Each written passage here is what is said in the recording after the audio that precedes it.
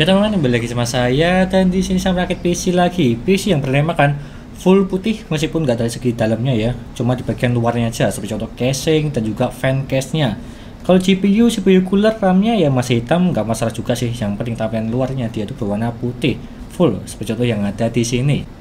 Dan juga di sini adalah part-partnya semua menggunakan Core i3 Gen 10 10105F dan juga GTX 1650 yang DDR6 yang ada di sini.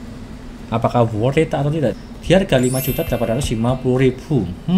Untuk papat yang baru semua kecuali dari segi second di GPU-nya aja. Kurang lebih seperti itu. Dan sebelum saya jelaskan apa saja spesifikasi yang ada di sini dan juga mereviewnya, jangan lupa klik subscribe dan pojokan bawah tuh ya, tinggal diklik seperti itu.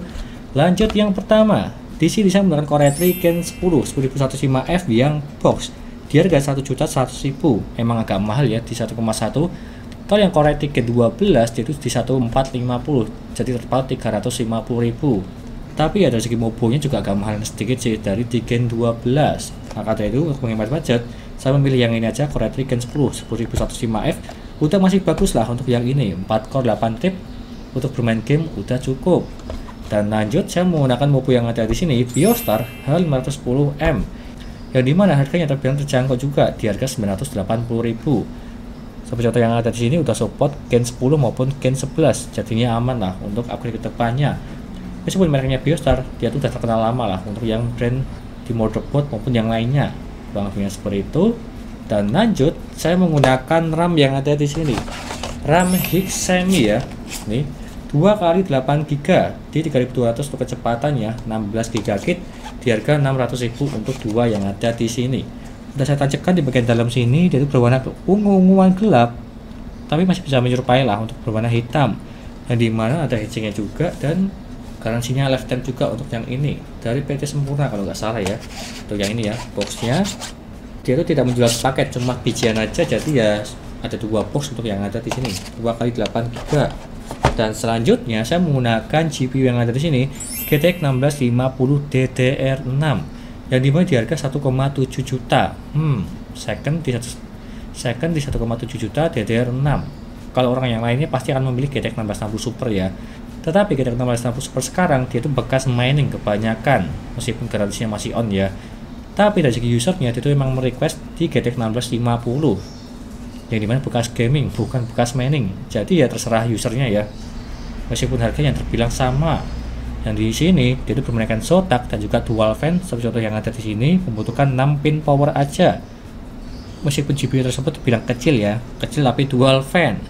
Dan selanjutnya saya menggunakan SSD NVMe 512GB dari Venom RX. Garansi dari Asyara ya, itu aman lah, garansi 3 tahun di harga 400.000. Ini yang SATA ya, udah saya tancapkan di bagian tengah sini, SSD Venom RX VRX 512GB. Dan kelihatan lah untuk PC yang ada di sini. Dan selanjutnya saya menggunakan ini power supply Aerocool 500W United Power di harga 460.000. Ya terbilang bagus lah untuk yang ini, 500W sertifikasi WET. Untuk mengangkat Core i3 Gen 10 dan juga GTX 1650 ya udah lebih dari cukup lah. Dari segi full load yang tidak sampai di 200W. Tinggal kalian lihat aja habis ini untuk reviewnya di daya maksimalnya di akhir video. Ini udah lebih dari cukup, merek Aerocool garansi dari DTG. Dan selanjutnya saya menggunakan casing yang ada di sini, GameMax Aero Mini yang versinya dia itu white, yang dimana dia itu tanpa free fan sama sekali kalau yang versinya wet. Tapi kalau yang versinya hitam putih dia itu ada free fan-nya, tapi kalau yang versinya wet tidak ada di harga 480.000. Ya agak mahal sih daripada versinya hitam putih yang udah free fan RGB pula.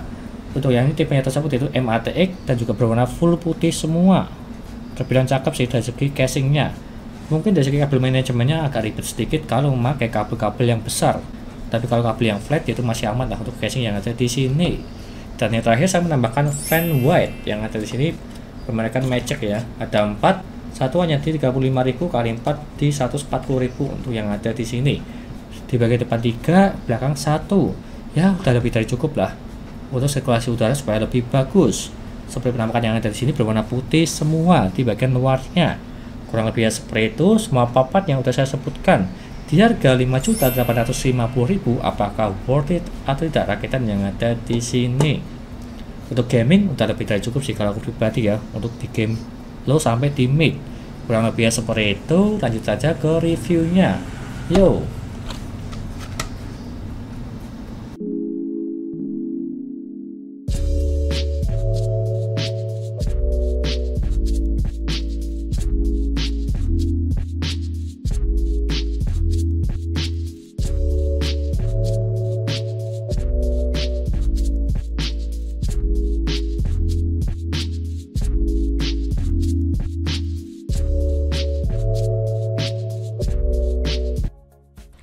Lanjut yang pertama, dari segi booting Windows menggunakan SSD Phenom RX, dan kita tunggu aja seberapa cepat dia untuk booting Windowsnya.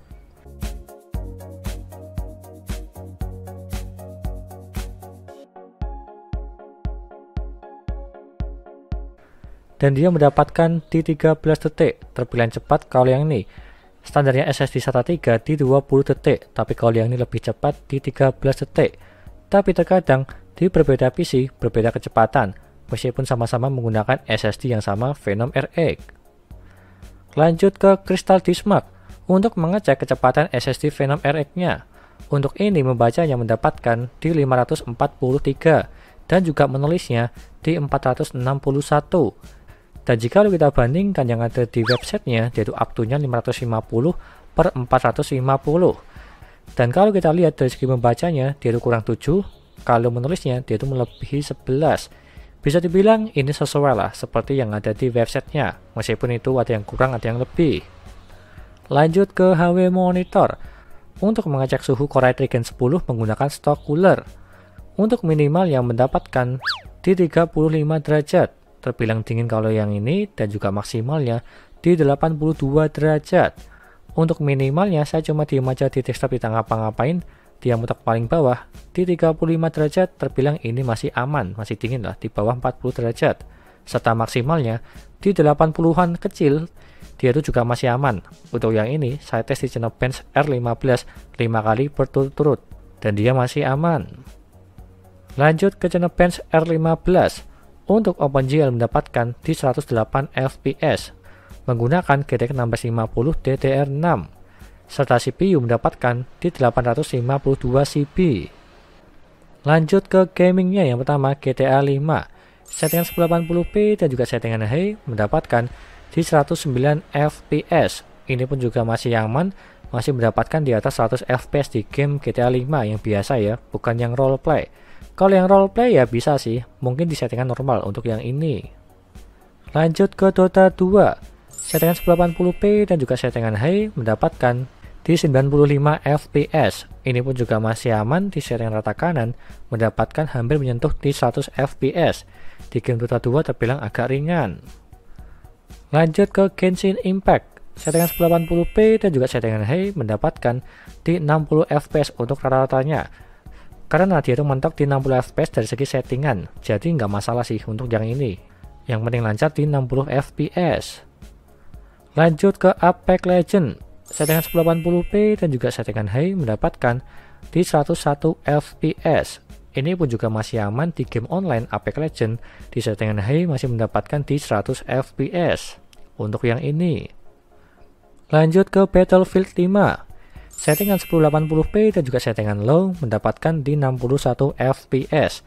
Ini bisa dibilang batas amannya lah di settingan low dan juga 1080p, karena dia itu mendapatkan di 60 fps untuk rata-ratanya di game Battlefield 5. Lanjut ke Valorant, settingan 1080p dan juga settingan high mendapatkan di 184 fps.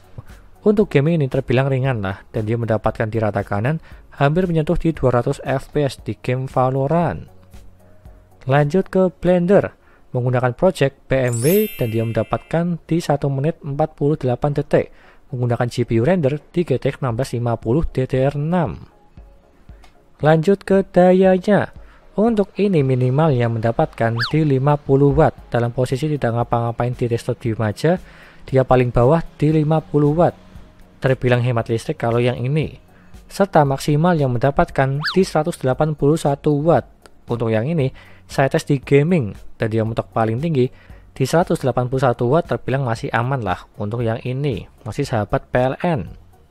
Dan lanjut ke kesimpulannya, di harga hampir 6 juta atau 5 jutaan lah untuk yang ada di sini, Apakah ini bagus atau tidak ya tergantung selera kalian.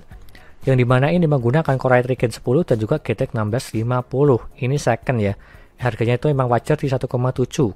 Karena dia itu bukan bekas mining seperti di GTX 1660 Super. Dia itu harganya murah karena bekas mining serta garansinya dia itu off. Tapi kalau yang ini dia itu bekas gaming dan juga garansinya dia itu masih on. Jadinya aman lah. Meskipun performanya lebih bagusan GTX 1660 Super, tapi bebas mau pakai ini atau pakai GTX 1660 Super. Dan apalagi ini di bawah 6 juta ya cukup lah untuk bermain game-game ringan. Serta dengan tampilan yang berwarna putih. Kurang lebihnya seperti itu dan semua listnya ada di sini dan juga semua linknya ada di deskripsi. Tinggal kalian beli aja. Jika kalian berminat untuk part-partnya yang ada di sini semua menggunakan Core i3 Gen 10 dan juga GTX 1650 second. Sekian dari saya, terima kasih sudah menonton, dan juga jangan lupa like dan subscribe, serta nantikan video lainnya menarik PC Intel maupun AMD gaming maupun editing, dan juga jangan lupa share ke teman-teman kalian yang ingin rakit PC tinggal DM aja. Terima kasih sudah menonton.